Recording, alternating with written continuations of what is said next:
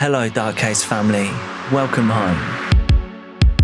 First off, I got you. To skip my intro, just click the timestamp down below.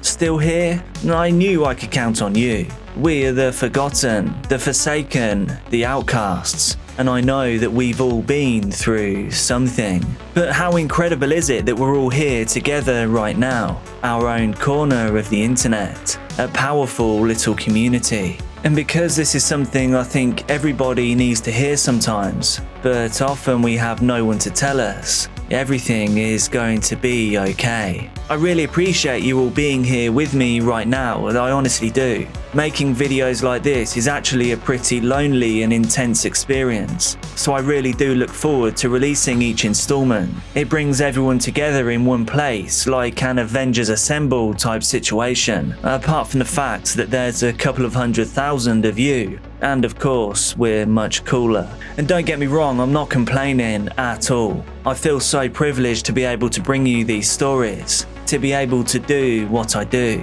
And thank you for accepting everything I'm doing here at Case Documentaries. And if anything I do kind of resonates with you, please do hit subscribe. It's the easiest way we have to stay in touch. And whether you're here for the first time or you've been here for the last 2 years, why not introduce yourself down below, see if we can make some new friends. So why don't you say who you are, where you're from, and perhaps your favourite musical artist or band or performer. I think that's a good way to get to know each other. Today I have 5 stories for you, and this installment of things you may later regret knowing runs for over an hour. So make sure you get your favourite snacks, make sure you have a drink, and get as comfortable as you can. And remember, I bring you true crime, disturbing stories, and other things that you may later regret knowing.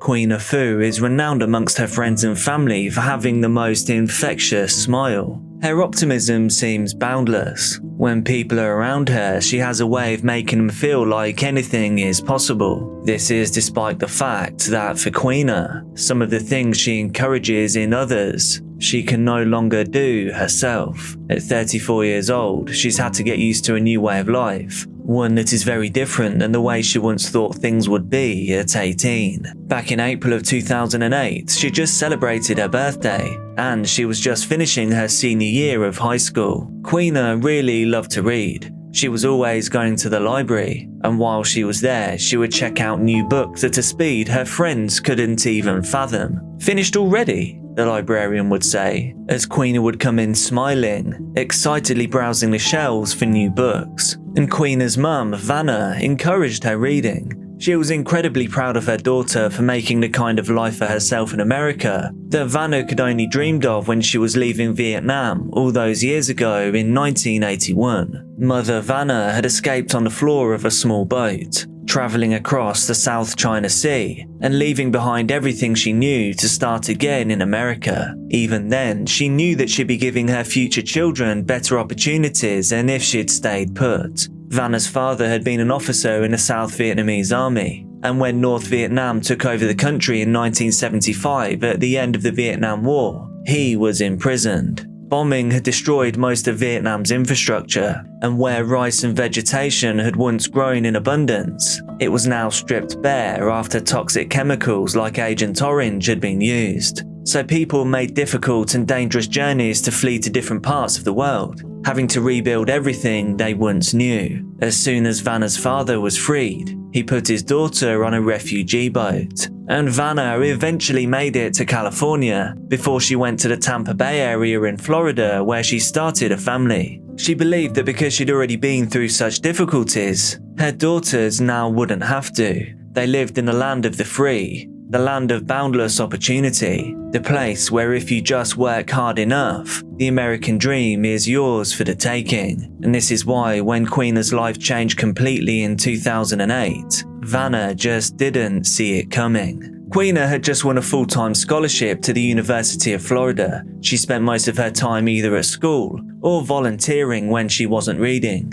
She'd also just started a new part-time job at Abercrombie & Fitch, hoping to save money to spend over the summer where she could celebrate finishing school and hopefully be the top of her graduating class. She and her close friend Rachel Saltonfuss were planning out the places that they wanted to go together over the break. But they knew that wherever they went, they now had to be a little more careful. Both of them had heard about a terrible assault of a daycare worker in the area, so after the attack, Queena and her friends became extra cautious. So on April 24th, 2008, when she finished her shift, and she then decided to return her library books, she rang Rachel from her car. "I've noticed someone strange on a bench outside," she said. "Can you stay on the phone so we can keep chatting?" Queena asked, and Rachel agreed, but she didn't know when she did that this would be one of the last times she'd hear Queena speak a full sentence for a very, very long time. The connection went quiet as Queena opened the car door. Rachel could hear the door chime beginning to beep. She pictured Queena getting out of the car and reaching for her stack of books. Rachel smiled to herself. Knowing Queena, the pile would have been huge. She then heard her friend's breathing, slow and steady, and she waited for her to come back to the call as she walked into the library. But what Rachel heard next, she wasn't prepared for. Rather than Queena asking her how her day was, or overhearing as she went into the building, instead, she heard a long, loud, blood-curdling scream. And then the line went dead. "Queena?" Rachel asked worriedly, but there was complete silence. "Queena?" she asked again.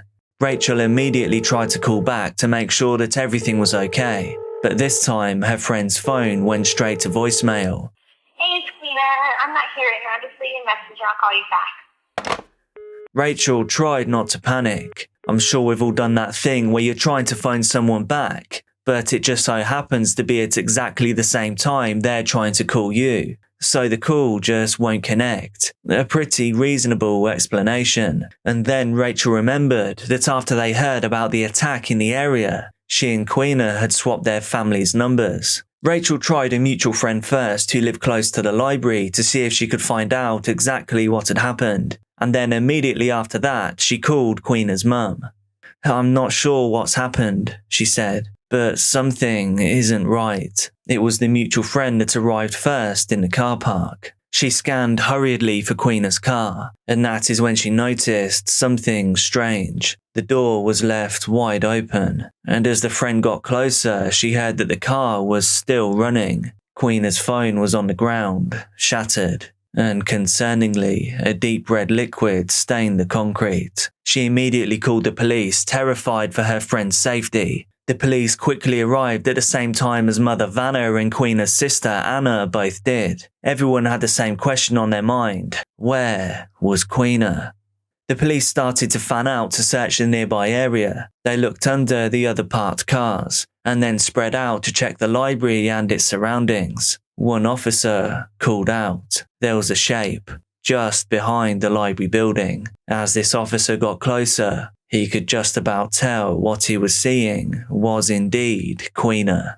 But it was difficult to tell. Her face and body were so badly beaten. Lines of ants had already started crawling over her, covering her with bites. Queena had also been terribly violated. It wasn't immediately clear if she was even still alive. The officer checked her pulse, her heart still beating, still drawing breaths, but just barely. Immediately, the police called an ambulance to airlift Queena to hospital. A huge number of medical staff and 13 doctors waited to jump into action the second she arrived, and this team tried desperately to save her. But then Queena fell into a coma. Mother Vanna was frozen in shock. Who could have done this to her daughter? Queena was supposed to have come home that night just like any other, walking through the door with new books in hand, and no doubt some funny stories from her shift. Vanna sobbed. She instead saw Queena in the hospital bed, laying in front of her, taking painful breaths, hooked up to life support. She was still there when Queena temporarily regained consciousness the next day. The daughter was just able to choke out a few questions. "Why can't I see?" she asked, and Vanna sobbed harder, unable to tell her daughter that she'd been blinded during the ordeal, and that doctors thought there was a very strong possibility she'd never see again.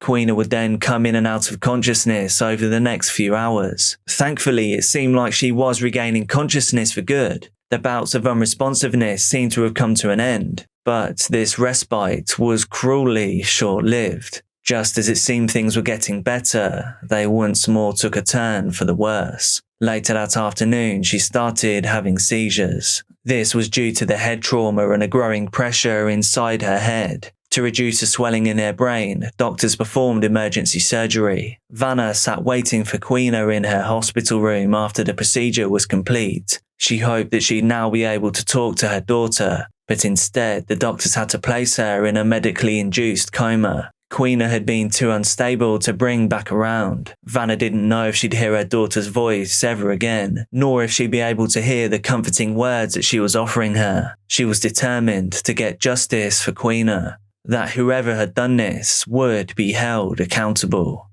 The police started their search for the suspect. They received a tip about the man on the bench outside the library. Could this be the very same man that Queena had mentioned to Rachel whilst on the phone? The person providing the tip explained that they knew the man, that they had both been in high school together. The man's name was Kendrick Morris. The police noted it down, unsure yet whether he would be a witness or a suspect. The police investigation took them to the library, searching for clues. As one of the places that Queena had visited most regularly, they hoped that they could talk to someone there who could help the investigation. And by chance, Kendrick Morris walked inside at the same time to use one of the library computers. An officer recognized him from the tip-off. When he'd received the call, he'd looked Kendrick up and saw he had a previous charge for cruelty to animals. And as we know, this is an extraordinarily concerning behavioural marker. They took him in for questioning and took his fingerprints. An item of cutlery from a Wendy's diner had been left at the crime scene. This had fingerprint evidence on it, meaning it could be analysed against Kendrick's details. The police also had DNA evidence from the intimate samples they'd taken following the violation, so they now had multiple ways that they could tie a suspect to the crime.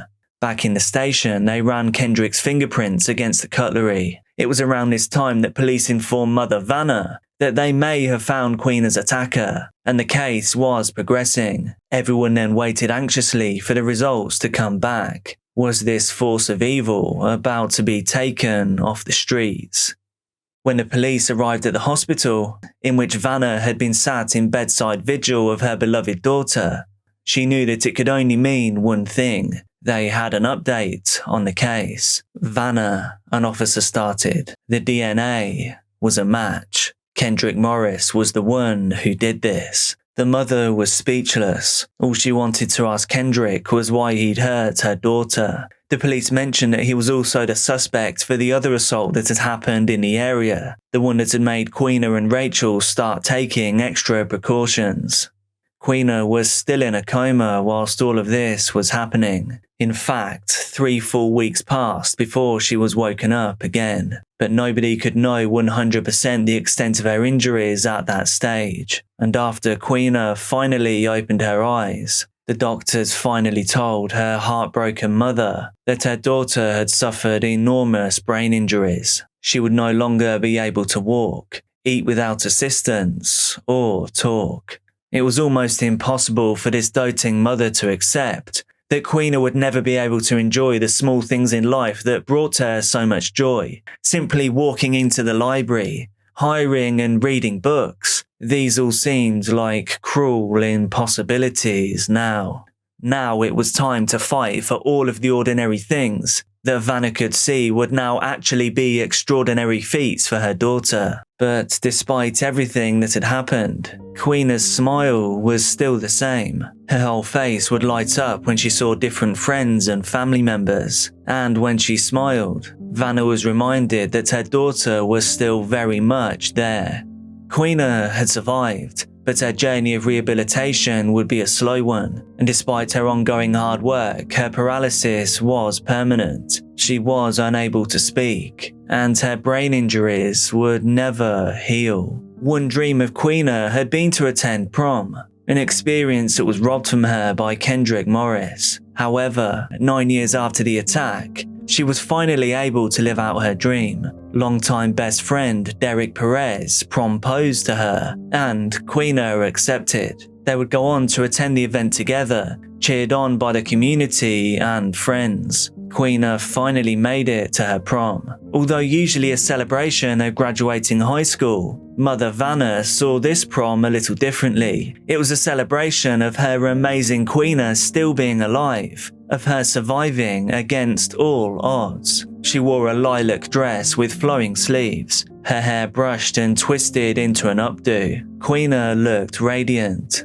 The prom marked the beginning of a different chapter for Queena. These days, and almost 2 decades after the attack, Queena still lives with her mother. She still does daily physio, trying to improve her strength a little each day. And although she didn't regain her ability to move completely by herself, she never lost the way that she could make other people feel. Neighbours, family and friends will drop by just to sit with her, just grateful that Queena is still here. And now, in a touching display of love, Vanna reads aloud to her daughter, making sure she doesn't miss out on one of the things she loved the most. Kendrick Morris was charged for his crimes against Queena. He was found guilty and sentenced to 2 concurrent 65-year sentences. And although he requested and was granted a resentencing hearing in 2017, instead of shortening his prison time, he was instead given life without the possibility of parole.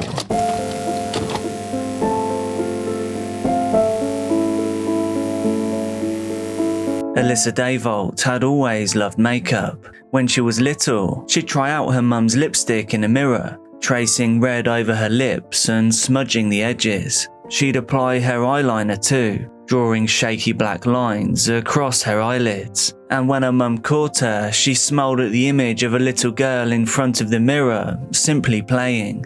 As Alyssa got older, her mum taught her how to apply the makeup properly, how to blend in foundation, how to do a winged eye, how to create drama with coloured eyeshadows. And Alyssa loved experimenting as a teenager. She would use makeup to create different looks. She became known for her creativity, especially as people started to request her to do their makeup. Alyssa would take her brushes and apply striking eye makeup to her friends, drawing bold, bright shapes trailing from their eyes. So it was no surprise to anyone that Alyssa started to train as a makeup artist, something she did as soon as she was finally old enough. And she excelled on the course, coming top of her class repeatedly. And so Alyssa started making videos of her makeup creations. At first she filmed casually and mostly for herself, simply so she could keep improving on her skills. But one day a friend convinced her to post a video to YouTube, and so she did. Alyssa thought nothing would come out of it, but she also realised she had nothing to lose, so why not just give it a try? When the video was posted, people immediately started commenting and liking. And so, inspired, Alyssa decided to try uploading a new vlog each week. And slowly but surely, not only her makeup bag, but also her following grew and grew.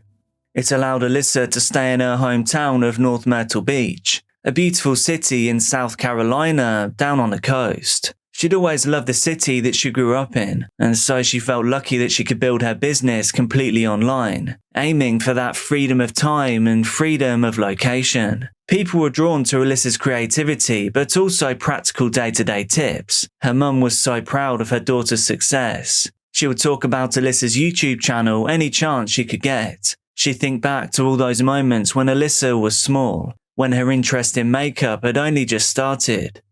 All of Alyssa's hard work allowed her to move into a beautiful home. It was bright and clean, and light flooded in through the windows. People could see her success in her videos.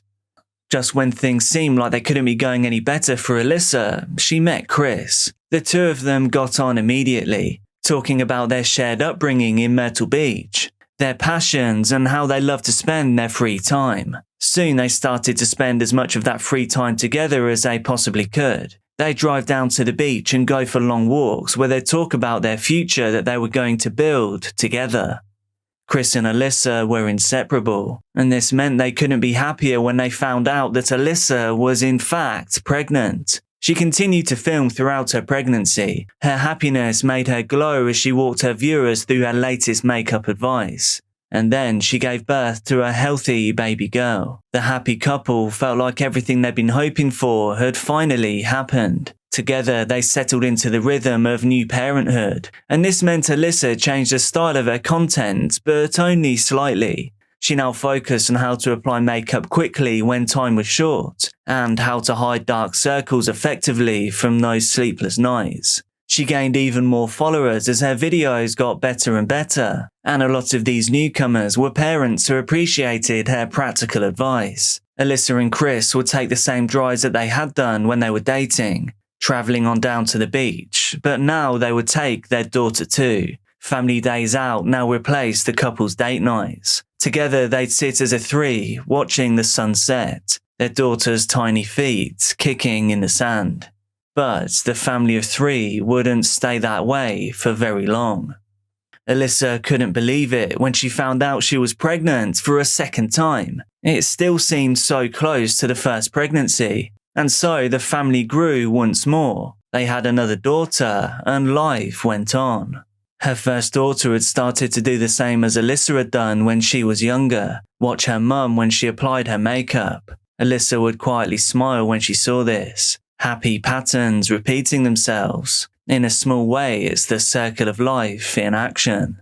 It seemed to outsiders that Alyssa had the perfect life. She turned 30 and celebrated with her family. And on her channel, she shared easy birthday makeup ideas, smiling as she taught viewers how to still feel dressy but without too much effort. But the truth was, on the inside, Alyssa was feeling torn. She'd found out that she was now pregnant for a third time. And inside, Alyssa secretly doubted whether she'd be able to have a third child. Her life felt so full and happy with her two daughters and Chris, and she couldn't quite imagine what the new dynamic would be like with three of them, or even thinking of whether they'd have to move so they could have more space. Things were going well. She didn't want to rock the boat, so at first, she didn't tell Chris. And this deception wasn't as hard as you may think. As the months passed by, Alyssa didn't really start to show. It had been the same with her two daughters before. It had sometimes been difficult to tell that she was pregnant at all. She continued to film for her channel as she always had,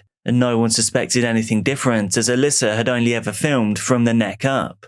The tension within herself grew. She was waiting for the perfect moment to tell Chris, but that moment didn't seem to come. In fact, that moment seemed to have long passed. But she knew she needed to say something.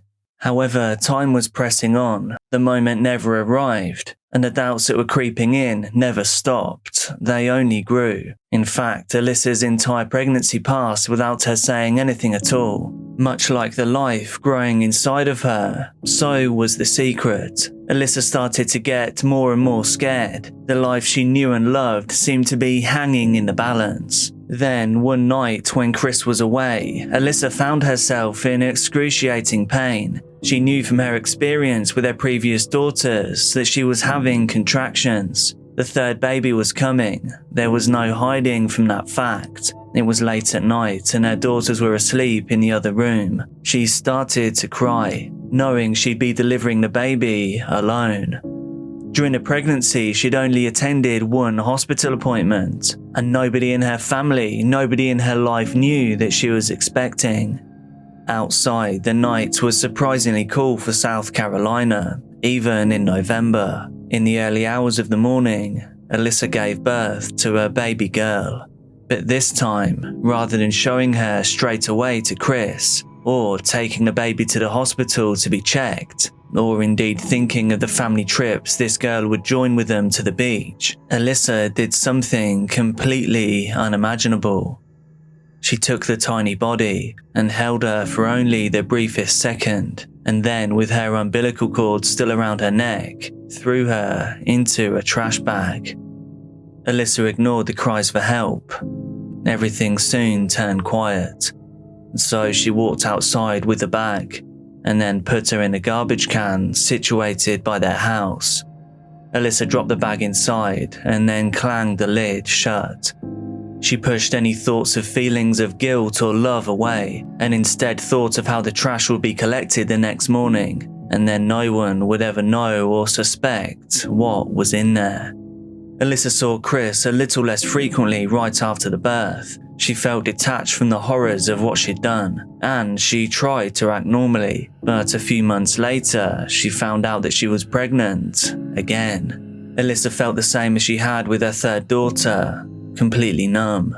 But now she also felt emboldened. She'd done it once before. She knew that she could do it again, and she wouldn't get caught. Alyssa went through with the pregnancy the same way that she had with the third, in complete and utter secrecy. But unlike the previous pregnancy, she knew this time exactly how it would end, exactly how she would end it. When Alyssa went into labour in December of 2018, she was midway through filming new content. She stopped and deleted the video, unsure if the sudden pain she was feeling was too obvious on her face.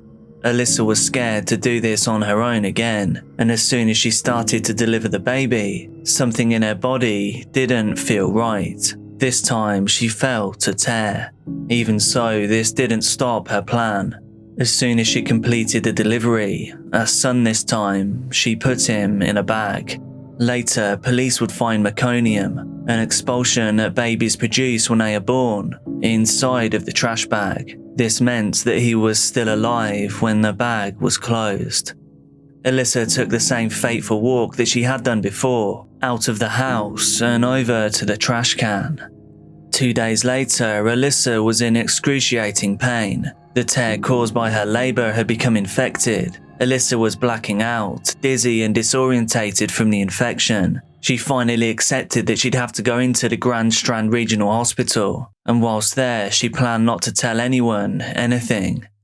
She arrived and made complaints of heavy bleeding, but when the doctors saw her, they immediately said that she needed a blood transfusion. They weren't expecting to find anything else, but then they made the shocking discovery. Alyssa had an undeliverable placenta and umbilical cord in her uterus. That would only be possible if she'd recently given birth. "Where's the baby?" they asked her, and Alyssa couldn't answer, even when they asked her again and again, pushing her for an answer that she wasn't willing to give. The hospital staff immediately called the police. They quickly arrived at Alyssa's hospital bed. They started questioning her immediately in a recorded post-Miranda interview. They were extremely concerned where the baby was and if he was safe, but they could never have known that this was the second time Alyssa had done this. When you went to the emergency room the other day, the doctors and the nurses are saying that at some point prior to you going to the emergency room, you were pregnant with a baby. I was not pregnant. I don't know what else to say. Like, I don't have a baby that passed out of me. I don't know how to explain it to you. Like, I would know if I had a baby. What happened to that baby? I don't know. Okay, well, listen to me. Listen, look at me. You're gonna have to look at me, okay? Look at me. And everybody freaks out, okay? Where did you put the baby? Who's the father? Oh, you was Chris's dad.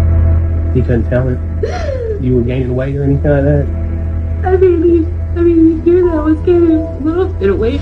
I wasn't thinking. I don't have an explanation. I wasn't thinking. I was too scared to tell anybody that I was pregnant. I was horrified. I was scared. I can't believe it just did.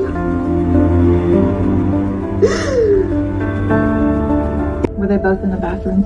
Yes, ma'am. And the other one went into the trash as well?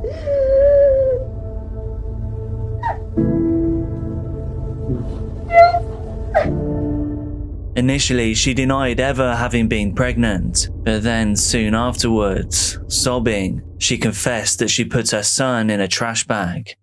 Police went to Alyssa's house to carry out a search, and there they found not only her son, but also medical records from the previous year, from that one time that she had visited a doctor. The records said that Alyssa was in the 3rd trimester of her pregnancy. Horrified, police looked at each other. They figured out that Alyssa had done this before, and until now, gotten away with it.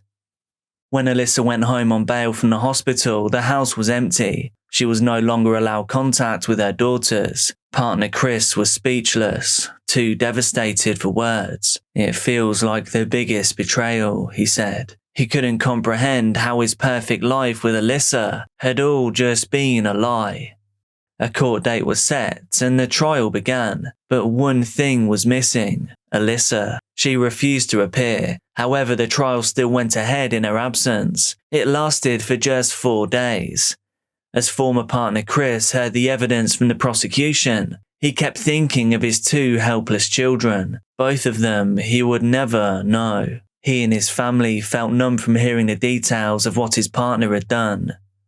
The jury verdict came back on October the 15th. Alyssa now had to be present in court for her sentencing. Shaking, Chris looked at this woman, the mother of his children, all 4 of them. A woman who now seemed like a complete stranger, a complete monster.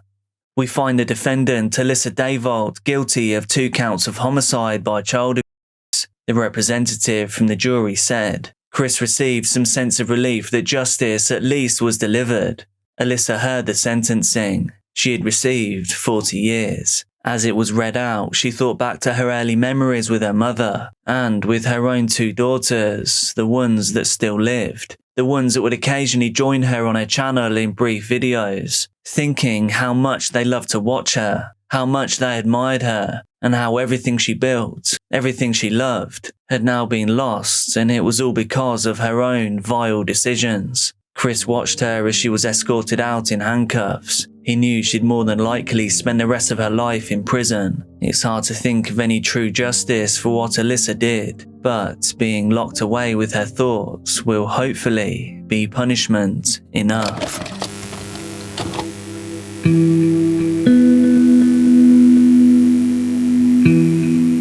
The role of a parent is one in which you will probably have to wear many caps. You'll be a provider, an educator, counsellor, an entertainer, and most importantly, a protector. The responsibility is huge. Humans are essentially helpless for a number of years, and during that time they rely solely on their parent or carer. And all a parent can do is love and care for them, trying to prepare them to move through the stages of their life, from childhood to adolescence and then out into the adult world. You can explain the highway code, you can teach them stranger danger, and you can make sure they know how to stay safe in their surroundings as they get older, being aware of what and who is around them and how to keep themselves safe. But not everyone learns in the same way, and the journey into independence is much more complex for some people. However, no matter how careful any parent is, in a blink of an eye, everything can change, and not always for the better.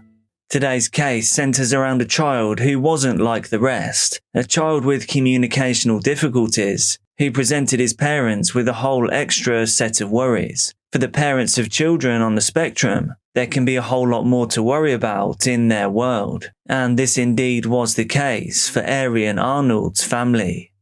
Arian's parents had to keep a very close eye on him as he was totally non-verbal. Without the ability to properly communicate his wants or needs, they instead had to anticipate them, and so it's safe to say the family had a very close bond with their boy. They knew him intently. On the evening of April 22nd, 2024, it only took 3 minutes for Arian's parents to realise they had a big problem on their hands. They say statistically in Europe, a child goes missing every 2 minutes. And I'm sure that any parent who has ever momentarily lost their kid in a crowd will probably tell you how fast that could happen. They could be there one moment and then gone the next. But Arian wasn't in a crowd. He was in the safety of his own home in Elm, Lower Saxony, Germany. Arian was a happy child, and in spite of his non-verbal nature, he had a good relationship with the world around him. He had lots of interests, including dinosaurs, and he was still hitting many milestones. The 6-year-old had recently been allowed to play outside, but only staying close to the small cluster of houses in the municipality of Bremervoort where he lived. Although Arian wouldn't necessarily respond to his parents, he typically came in of his own accord once he had finished whatever had taken his interest, or simply when he was done playing. He was never truly alone though. His parents always kept a watchful eye on their son out of the window. They were mindful of the challenges of anyone Arian's age, but they were also aware that they had to be extra vigilant with him. But that April evening in Elm, they could never have known just how dark of a nightmare a single moment of lapsed attention would bring.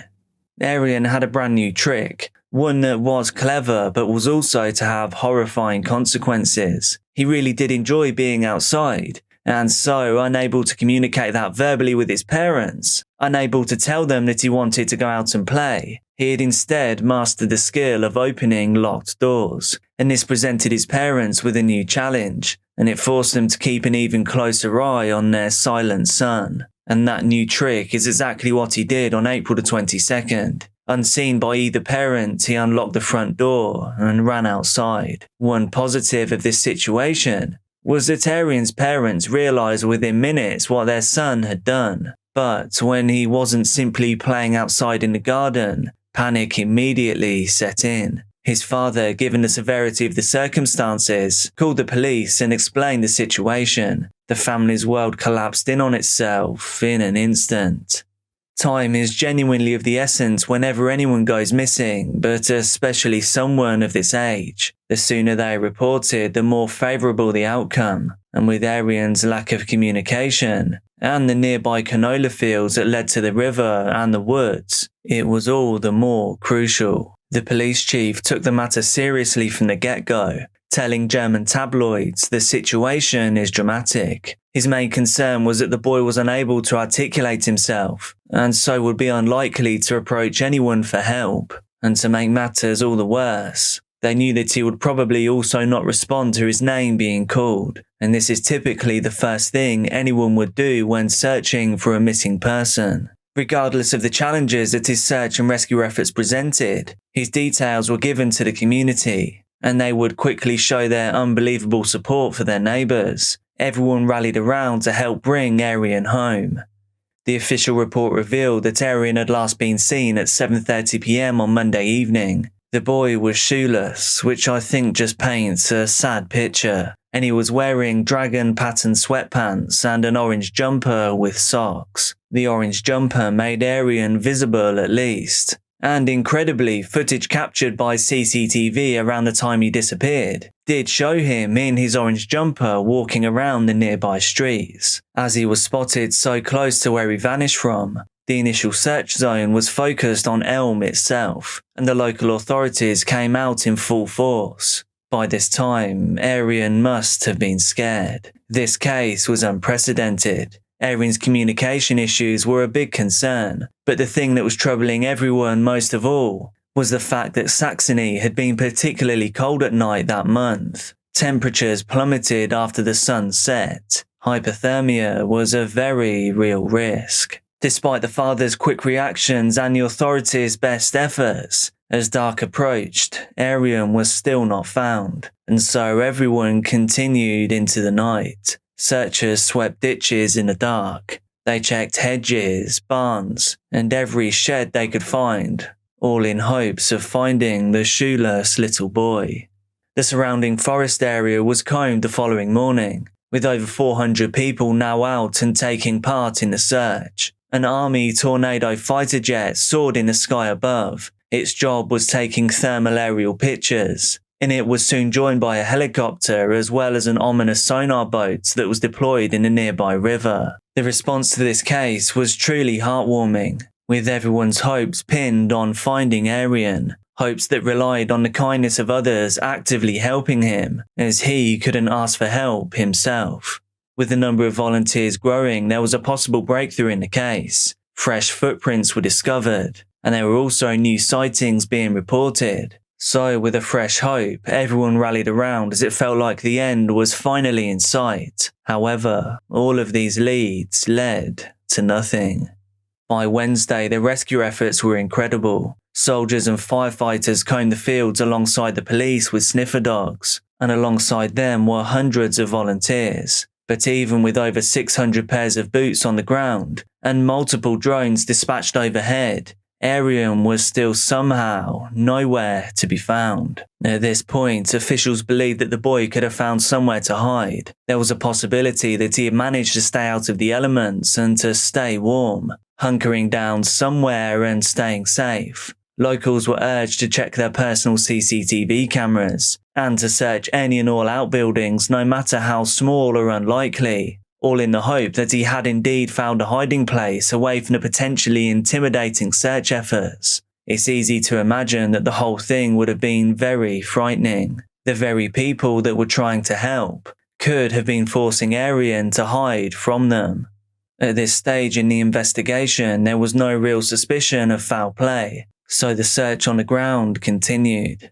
The situation, although desperate, certainly provokes a discussion about compassion and community. This particular village did have a close-knit community, but Arian's disappearance had a much further reach. This poor lost boy's story, along with the additional difficulties that his non-verbal traits added, touched the hearts of everyone that discovered it. The unique challenges of this case drove those involved in the search efforts to get creative. The 6-year-old was known to love balloons and, like any kid his age, was a fan of candies and sweets. So bright balloons were tied in strategic spots, along with some sweet treats. This was as well as bright and friendly posters. All of this to try and entice Arian out from wherever it was that he was hiding. The imagery of the candy, the balloons and the posters against the stark surroundings. It's a powerful thing. It really drives home the reality of the contrast of a boy like Arian out in the harsh wilderness. Those two things don't seem like they should ever be seen together. But all of this meant that hope was still very much alive for Arian and his family. The large-scale search efforts widened further, and with more fresh footprints being found, it quietened the anxiety that the boy may have succumbed to the elements. The weather now seemed to be worse than ever, and it was these heart conditions that also thwarted the sniffer dog's capabilities. The wet, marshy areas surrounding the river and the woods proved too much for their skills. 1 week on, the search team totaled somewhere around 1,200 members, all of them working tirelessly around the clock. Worryingly though, the weather took another dive. Nighttime temperatures had started to hit below freezing, and the situation was now declared critical by firefighters. It was around this time that divers became involved in combing the river. We can only imagine how gut-wrenching this must have been for the anxious parents. As the weeks went by, hope withered away, and finally the thought of Arian coming home safely seemed impossible. It must have been agonizing for his family to go from the response of the entire village, from having more than 1,000 people out looking for your son, aided by a thermal imaging fighter jet, understanding your concerns, understanding his needs, adapting and using balloons creatively to guide your boy back to you, to go from an unprecedented search effort, to watch the numbers dwindle away in front of your eyes, as the painful realization that he might not be coming back starts to settle in. 2 months later, the balloons had broken free or sunk to the ground. They were tattered by the icy, harsh winds. The candy lay ruined by the wet and exposure to the elements. And so too were the hopes that Arian would be okay. A body was recovered just 2 miles from his home. A local farmer spotted something suspicious, and it was quickly confirmed that it was indeed Arian. From heartwarming to sheer tragedy, a testament to humanity, kindness and understanding, and a stark reminder of just how cruel reality can be.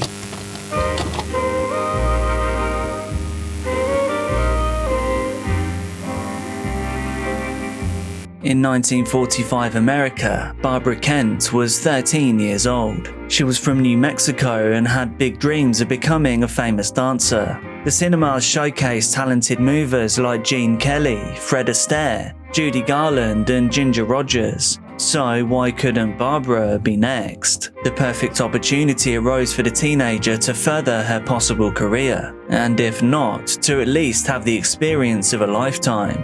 Her dance teacher, a woman named Karma Dean, invited Barbara and 11 other of her students aged between 10 and 16 to attend a special summer camp in a rural cabin in Ruidoso, New Mexico. Barbara and all of the other girls were thrilled when they headed off to spend the summer with Karma Dean, known mainly to her students as Miss Dean. The dancing instructor was prominent throughout El Paso, with a reputation held in high regard, having studied under Edward Cancino, Rita Hayworth's father. Many of her students went on to fame too, dancing for the London Ballet at the coronation of Queen Elizabeth II, and featuring in the golden age of cinema. So for Barbara and her dancing companions, it was to be a life-altering summer. And it would be just that, just not in the way the wide-eyed, excited students could have imagined. That summer, July 1945, in New Mexico, would be history-changing. Barbara was more than excited as she packed her cases, making sure to include all of the essentials she needed for her time away. The camp itself was nestled in an idyllic situation. Ruidoso Desert was serene, with cabins beside a river in which the girls would cool off and play around in, of course after a long day of dancing under the tutelage of Miss Dean. The landscape was described as alien by one of the campers who shared the cabin with Barbara. With the fierce heat of the desert by day, the girls often ended up dancing below a star-studded sky. It was a world away from the realities for them and their families, with the growing concerns of the ongoing war. With so much to do and their time occupied, they could, at least for a short time, forget their troubles and focus on dance without a care in the world. Miss Dean's schedule was a rigorous one, but the girls were over the moon to have their days filled with dance, all of them incredibly passionate about what they were doing. One of the campers described the talented teacher as tough, but they reflected that she made them believe in their dreams. And so the dozen danced and became friends, unaware that they were dancing on a nexus in time, a moment that would make history for all the wrong reasons. The rural isolation of the New Mexico desert had not gone unnoticed by other groups who were looking to scout a remote location, in particular a covert group of scientists, and these men and women of science shortlisted 8 possible sites, but they soon decided they'd found what they were seeking in Alamogordo in Los Alamos. This was about 50 miles from Barbara and her summer classmates. On the morning of July 16th, 1945, the exhausted girls who had had a busy weekend, engrossed in choreography, were woken up abruptly at 5:30 by a thunderous sound. It was a jolt sharp enough to throw Barbara from her bunk bed. The girls were immediately rushed outside by the frightened Miss Dean. The woman feared for everyone's safety. At that time, she assumed that the water heater must have exploded. Outside though, the girls couldn't believe their tired eyes. The campers looked around with their eyes squinted, recalling years later how the light was strange. It hurt their eyes, but it was somehow mesmerizing. At such an early hour, the sky should have been dark, but instead, it appeared from the window as though the sun had already risen. The sky was lit by an intense, bright white light, a light so insanely powerful that it would later be reported. A blind girl living 100 miles away in Socorro asked her parents, "What was that?" Residents in surrounding areas all reported witnessing the same thing that morning, an intense burst of light, a huge engulfing cloud, and a strange, eerie sky. Several would later admit that they thought the world was ending. However, back at the cabin, once the heater was checked for damage, the girls went about their day mostly unconcerned. Perhaps it was just an earthquake or a tremor of some kind. But shortly after their rude awakening that morning, something even stranger began to happen. In the New Mexico desert, in the height of summer,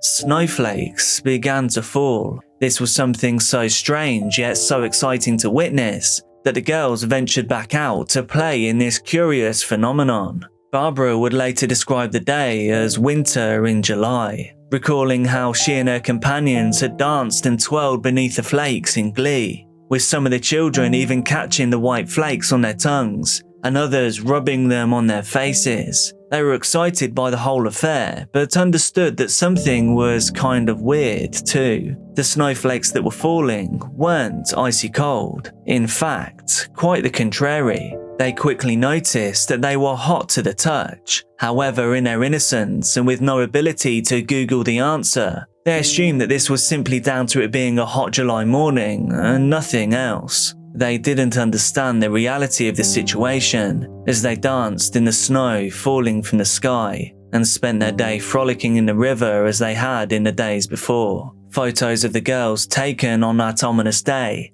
show the smiling adolescents happily playing in the ashes. The pictures show a 13-year-old aspiring dancer and a group of happy young people, all blissfully unaware of just how pivotal the morning's events had actually been, unaware that what had just happened meant that Barbara would outlive everyone at that camp, most of them by multiple decades.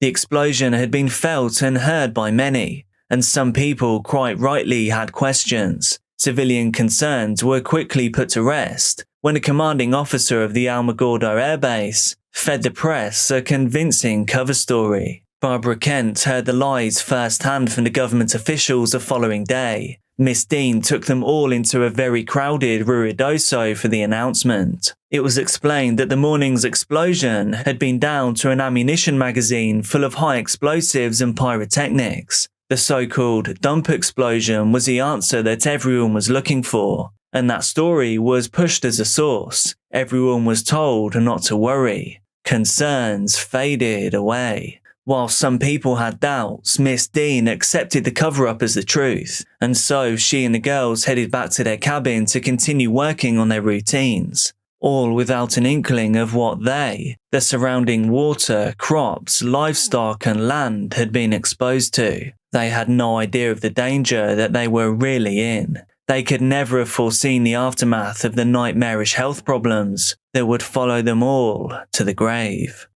A long time would pass before Barbara and her friends, or indeed any of those that lived in the surrounding towns, as well as everyone that witnessed the flash or felt the warm snow on their skin, would finally be told the chilling truth by the US government, a truth that had been irresponsibly denied by them for so long. On that fateful morning, moments before the girls at the summer camp were shaken from their bunks at 5:29 a.m. in Los Alamos, American theoretical physicist J. Robert Oppenheimer detonated the world's first atomic bomb in a test codenamed Trinity. Trinity was a poisoned fruit of 3 years of labor, where Oppenheimer served as a director of the Manhattan Project. The Trinity testing site had been chosen for its remote nature, but disgustingly, there were still thousands of people living within a 40-mile radius of the fallout zone, and there were thousands more beyond that who were also exposed to this fallout.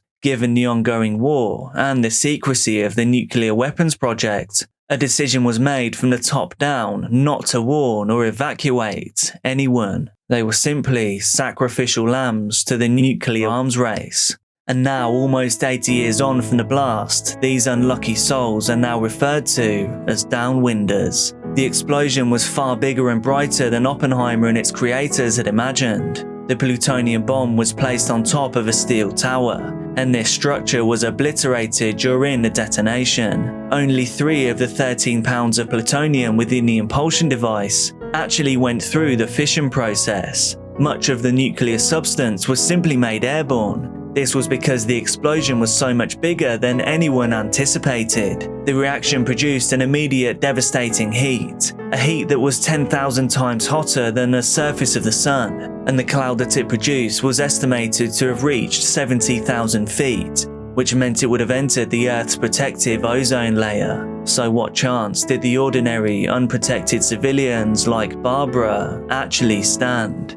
Fortunately for Oppenheimer and the rest of his secretive Manhattan Project colleagues, the cover story circulated in local newspapers and quickly gained traction. It was clearly believable enough that very few suspected anything else. The newly tested weapon was deployed shortly after this event. It rained hell down onto Hiroshima and Nagasaki, both with devastating results. However, on home soil, the devastation would begin too. Health professions across the 78 surrounding towns and cities would soon start noticing a spike in new, terrible health issues. Tragically, just 1 month later, there were 35 reported infant deaths in Roswell, just outside of New Mexico, and in towns closer to Alamogordo, the numbers were higher still. Those living in ranches nearby watched in disbelief as their crops withered and the livestock that had grazed upon their land simply dropped dead. According to CDC reports, 5 years after the detonation, the radiation levels in hotspots remained dangerously high. This was largely because such a small amount of the plutonium had actually detonated,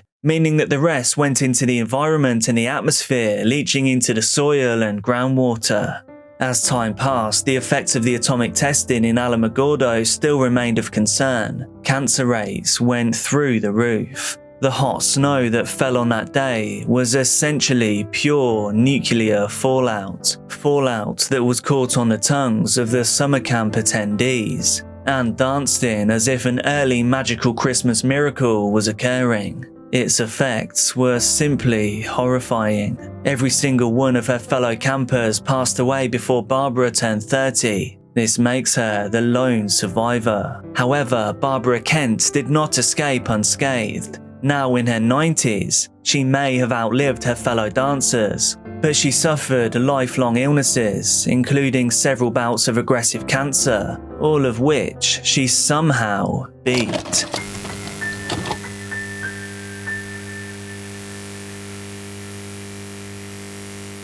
Larry Eli Mario Moncada lived in Iowa, and more precisely in a small city called Council Bluffs in the southwest of the state. The 25-year-old worked at the No Frills supermarket, a supermarket chain that was just off the highway. He shared a house with his parents, Anna and Victor, trying to use his supermarket shifts to save up enough money to get his own place. He had been working there for 5 years, slowly collecting his wages so that he can make his future dreams come true, chipping away at that big dream that pretty much all of us have. Larry hadn't always been able to call Iowa home though. At some point in his recent years, Larry had previously been deported to Honduras. That is, before eventually making his way back to the United States. And there he was trying to start his life again when he began working at No Frills. The process to get back to Iowa was slow. The fear that he may not make it back at all to the place that he called home weighed heavily on Larry whilst he was away. So too did the memory of the armed immigration officers arresting him, sending him far away from his family, him not knowing if he'd ever be able to see them again. Larry struggled with his mental health when he did come back to the States, sometimes acting out of character compared to how his parents remembered him. I'm not diagnosing anyone with anything, I am just a YouTuber. But it isn't a stretch of the imagination that he could have been suffering from PTSD or CPTSD after an event like this. Larry and his family knew that something wasn't right. He really did need help. And that is exactly what he got. Larry hoped that taking medication would help him adjust to his life in the United States once again. But his parents could see that the very medication that Larry was taking, the very substances that were meant to help, instead had a big impact on his day-to-day life. The change back from Honduras was bigger than Larry remembered. He now felt like he could never completely relax, that at any moment he was unsure who would knock at the door, who would threaten to take him away once again. One of the few places that Larry did feel safe was a hiding spot at work. It was in the back room behind the freezers of the store. He was out of sight there. No one could find him. So Larry would often sit there when he couldn't get thoughts of his immigration officers out of his head, when he thought back to how roughly he was dragged out from his home, and that long difficult journey to Honduras and back, totally alone. Other colleagues would spend time in that hiding spot too. It was a place where they could avoid customers, break up the repetition of the day-to-day drag, even if just for a little while. I don't think any of us can blame them. But even with these little breaks, Larry was starting to struggle more and more. It felt as though between his mental health issues, combined with memories of the past that seemed to be haunting him like a ghost, he could never find a place where he was truly at peace. And to make things even worse, Larry started to have hallucinations, believing that someone was following him, a terrifying reality to find yourself trapped in. Then one day in 2009, around Thanksgiving, soon after these hallucinations started, Mother Anna saw Larry acting incredibly disorientated at home. He was saying things that didn't fully make sense. Larry kept repeating that his heart was beating too hard, and he thought that if he ate sugar, it would somehow slow it down. His mother tried to hold his hand to encourage him that he was safe, to remind him that he was home, but Larry pulled away. Before Anna could stop him, he'd opened the front door and walked out of the family house. To make matters even worse, a snowstorm was gathering pace outside. The conditions were growing colder and colder, but Larry ran straight out into it. His parents tried to run after him, but the storm seemed to have swallowed Larry whole. The clumps of snow falling became bigger and bigger, the wind howling around them. The dark and treacherous conditions meant that they couldn't see Larry anywhere. Their son was gone. Now obviously extremely concerned, they went back inside, almost unable to pull shut the door because of the strength of the storm outside. They called a friend to help them and they headed out to search once again. The three of them braved the cold, calling Larry's name over and over again. His parents kept assuming that he'd be back soon, and these feelings were backed by fact. When Larry left the house, he was without shoes, socks, keys, or a car. All he had on was a navy blue hoodie and trousers. Surely he can't have gone far, they assured one another. But as the night went on and they heard nothing from their son, they began to worry even more deeply. It was highly unusual for their son to disappear like this. His parents started to question whether he'd been found by immigration forces once again. It was very possible that he'd been picked up by the police for his strange behaviour, and then running his details led to immigration becoming involved once again. But this was made less likely by the fact that he had a legal right to be in the US. They'd all fought so hard to make sure that this was the case, to stop history repeating itself. Concerned, his parents decided to call the police, and then officers started to comb the area. Authorities called detention centers and the US Immigration and Customs Enforcement Agency, or ICE, trying anywhere they thought there might be clues of where Larry could be. However, all the calls came back with the same answer. Nobody had seen Larry. He'd vanished into thin air. Mother Anna cried when the police told her. She couldn't believe that evening may be the last time she saw her son. It just couldn't be. Determined, she kept ringing around family members asking the same question. Is Larry with you? Everybody said no. Trying to find any way to bring her son home, Anna posted flyers all around the city, and although she hadn't wanted to because it made it all too real, the mother titled them Missing Man, adding a photo of Larry at his graduation, smiling underneath. In the photo, he was wearing a blue gown and cap, proudly holding his degree certificate. The blue was almost the same as the clothes that he disappeared in. Anna found it hard to look at the photo. It took her back to a window of time where her son had been truly happy. Days passed, and then weeks. The police declared Larry officially missing. Parents Anna and Victor waited for news, still regularly searching the neighborhoods themselves whenever they could. They'd take routes that Larry liked to walk when he lived there, retracing his footsteps over and over again to see if there was any sign of him now appearing. All they wanted was to hear Larry call hello when he got home, just like he used to at the end of one of his shifts. As the weeks turned into months, the family began to give up hope. No one could seem to answer the question, where was Larry? And then years passed. Anna and Victor tried to get used to day-to-day life without their son, something that was almost impossible. Everything reminded them of him. They stopped taking the exit on the highway to get home, taking a longer route instead. so that they would no longer have to see the no-frills supermarket. It was too painful a reminder of their son. Little did they know, every time they had driven past the supermarket, they would have been much closer than they realized to finally getting answers. An entire decade passed before Anna and Victor heard a knock on the door. They listened carefully, nervously, as the police shared with them some new information.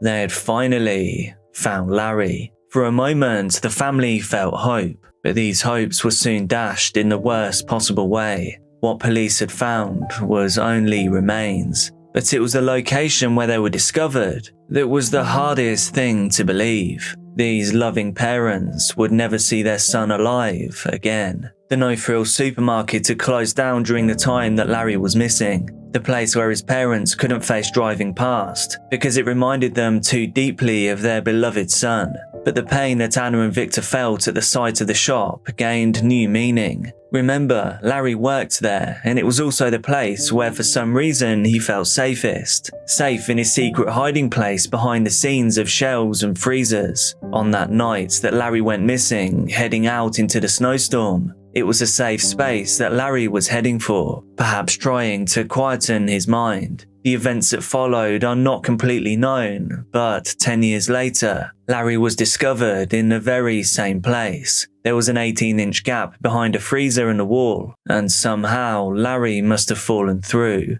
Police told the family that Larry's body was only found when contractors came to remove fittings and tear apart the freezer unit, all as a part of shutting down the supermarket. Although it had been closed for more than 3 years, management had only finally got around to taking the final steps needed to officially wind down operations. The family questioned, why was he even there? He didn't have a shift that evening. Police could only shrug. Former employees said it was quite common for people to come and go from the store. Larry coming in wouldn't have signalled anything unusual. At first, when the police were notified, they didn't recognise the body as being Larry. It was in too bad of a state to make a visual identification. But then one of the sergeants, Brandon Danielson, remembered the missing person case from all those years ago, and he wondered that just maybe this could be the same person, especially as the clothes appeared to be the same as those that Larry's parents had described him as wearing when they reported him missing. And of course, Larry did work at the store, and he was well known for hiding out behind the freezers. Father Victor gave his DNA so that the police could confirm whether the remains were Larry's. And the test finally officially confirmed what everyone had feared. The body was Larry. At least though, the family did have an answer. Nothing indicated that Larry was pushed into the gap, and because the freezers were so loud, and no one would have heard him crying out for help, if he was indeed conscious when or after he fell into the gap. How any smells would have been missed, it's hard to say. Although some customers did give an insight on Facebook. When Anna and Victor buried their son, the only comfort they could take was that his grave was in Iowa, that even though he wasn't physically with them, he was still close by, and nobody would ever be able to take him away again.